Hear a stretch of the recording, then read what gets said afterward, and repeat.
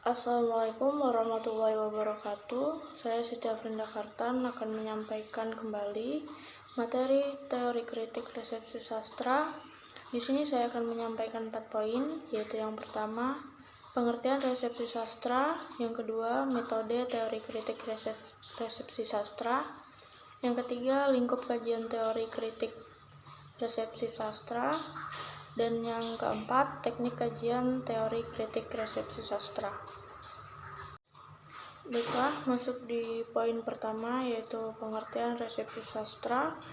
Resepsi sastra yang secara etimologis berasal dari kata Latin reciper, yang kemudian menjadi reception dalam bahasa Inggris, yang berarti penerimaan atau penyambutan pembaca terhadap karya sastra. Dalam konteks ini, resepsi sastra adalah tanggapan pembaca terhadap sebuah karya sastra. Resepsi sastra tidak hanya berkaitan dengan hubungan antara pembaca, individu, dan karya sastra, tetapi juga melibatkan proses sejarah di mana pembaca dari periode waktu yang berbeda memberikan tanggapan atau interpretasi yang berbeda terhadap karya sastra.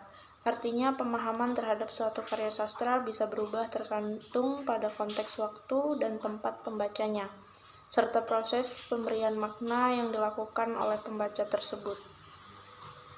Baiklah, masuk di poin kedua, yaitu metode teori kritik resepsi sastra. Metode teori kritik resepsi sastra yang sudah disampaikan minggu lalu mengacu pada berbagai cara untuk meneliti bagaimana karya sastra diterima dan diolah oleh pembaca, baik dari kalangan profesional maupun non-profesional, serta bagaimana karya tersebut berpengaruh dalam berbagai konteks. Penjelasan masing-masing metode adalah sebagai berikut. Yang pertama, laporan resepsi dari pembaca non-profesional. Metode ini mengumpulkan tanggapan dari pembaca biasa, non-profesional, yang tidak terlatih sebagai kritikus atau akademisi. Tanggapan ini dapat berupa catatan pribadi seperti dalam buku catatan harian, catatan di pinggir buku, atau laporan dalam autobiografi. Metode ini meneliti reaksi langsung dan spontan pembaca terhadap karya sastra untuk memahami bagaimana karya tersebut diterima oleh publik umum. Yang kedua, laporan profesional. Laporan dari pembaca profesional mencakup tanggapan dari kritikus sastra, akademisi, dan ahli yang secara khusus menganalisis karya sastra. Metode ini melibatkan kajian terhadap ulasan, esai kritis, serta artikel akademis yang mengupas karya tersebut secara lebih mendalam dengan fokus pada aspek teoritis, tematik, atau stilistik karya. Yang ketiga, terjemahan dan saduran. Metode ini melibatkan kajian terhadap penerjemahan dan adaptasi karya sastra ke dalam bahasa atau budaya lain. Penelitian ini memeriksa bagaimana makna dan elemen-elemen karya sastra mengalami perubahan selama proses penerjemahan atau saduran, serta bagaimana karya tersebut diterima oleh pembaca di budaya yang berbeda. Penekanan utamanya adalah pada perbedaan interpretasi yang muncul karena konteks linguistik dan budaya. Yang keempat, saduran di dalam sebuah medium lain, seperti film yang berdasarkan sebuah novel. Metode ini meneliti karya sastra yang diadaptasi ke dalam bentuk media lain, seperti film, teater, atau musik. Adaptasi ini seringkali memerlukan perubahan bentuk narasi, karakter, atau pesan yang kemudian dianalisis untuk melihat bagaimana resepsi karya berubah dalam medium baru. Misalnya, kajian terhadap film yang diadaptasi dari novel akan melihat bagaimana elemen-elemen dalam novel diterjemahkan ke dalam bahasa visual, serta bagaimana adaptasi diterima oleh penonton. Yang kelima, resepsi produktif. Unsur-unsur dari sebuah karya sastra diolah dalam sebuah karya baru. Resepsi produktif mengacu pada proses di mana elemen-elemen dari sebuah karya sastra digunakan menciptakan karya baru. Misalnya, sebuah novel mungkin menginspirasi cerita pendek, puisi, atau karya seni lainnya. Kajian ini berfokus pada bagaimana aspek-aspek karya sastra asli diadaptasi dan diproses ulang, serta bagaimana makna baru muncul dalam karya-karya yang dihasilkan. Dan yang keenam, pengolahan dalam bentuk buku-buku sejarah, ensiklopedia, dan lain sebagainya. Metode ini melihat bagaimana karya sastra diolah dan didokumentasikan dalam buku-buku sejarah, ensiklopedi, atau referensi lainnya. Di sini karya sastra tidak hanya dilihat sebagai objek estetika, tetapi juga sebagai bagian dari sejarah budaya yang lebih luas. Kajian ini meneliti bagaimana karya sastra diposisikan dalam narasi sejarah, serta bagaimana karya tersebut diinterpretasikan oleh generasi berikutnya melalui dokumen dan kajian sejarah.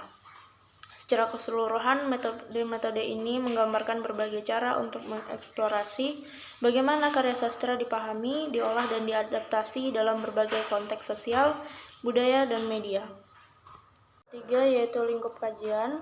Lingkup kajian teori kritik resepsi sastra ada 3, yaitu yang pertama, eksperimental. Kajian resepsi sastra dengan pendekatan eksperimental menekankan pada pengalaman pembaca yang berbeda-beda saat berhadapan dengan teks. Di sini pengaruh dari latar belakang pembaca seperti budaya, pengetahuan, serta emosi mereka menjadi kunci dalam memahami bagaimana pembaca berinteraksi dan memberikan makna terhadap karya sastra. Setiap pembaca akan bereaksi secara unik terhadap sebuah teks, sehingga pengalaman pembaca dipandang sebagai sesuatu yang tidak seragam. Yang kedua, berdasarkan kritik yang ada. Pendekatan ini melihat bagaimana karya sastra telah dikritik dan diterima oleh pembaca, serta kritikus sebelumnya. Kajian ini mengeksplorasi berbagai interpretasi yang telah diberikan terhadap karya tersebut dan bagaimana tanggapan kritis dari masa ke masa turut mempengaruhi cara pandang terhadap teks. Penelitian ini sering mengacu pada tradisi kritik dan bagaimana karya tersebut dipahami dan dinilai dalam sejarah kritik sastra. Yang ketiga, penelitian resepsi dilihat dari fisik teks. Fokus pada fisik teks ini melibatkan kajian intertekstualitas, di mana suatu teks dipahami melalui keterkaitannya dengan teks-teks lain, baik dari karya dalam karya yang sama maupun dari karya yang berbeda. Penyaduran dan penerjemahan juga menjadi aspek penting dalam kajian ini, karena proses adaptasi atau penerjemahan bisa mengubah makna dan cara penerimaan suatu karya oleh pembaca di konteks atau budaya yang berbeda. Penelitian ini melihat bagaimana karya sastra berubah ketika dipindahkan atau diadaptasi ke dalam bentuk atau bahasa lain, serta bagaimana pembaca mendakapinya. Secara keseluruhan, kajian teori kritik resepsi sastra berubah untuk melihat bagaimana pembaca dari berbagai konteks dan latar belakang memberikan makna dan mendakapi teks sastra, baik melalui pengalaman personal maupun melalui konteks budaya, sejarah, dan hubungan dengan teks lain. Mungkin sekian yang dapat saya sampaikan, kurang dan lebihnya saya mohon maaf. Wassalamualaikum warahmatullahi wabarakatuh.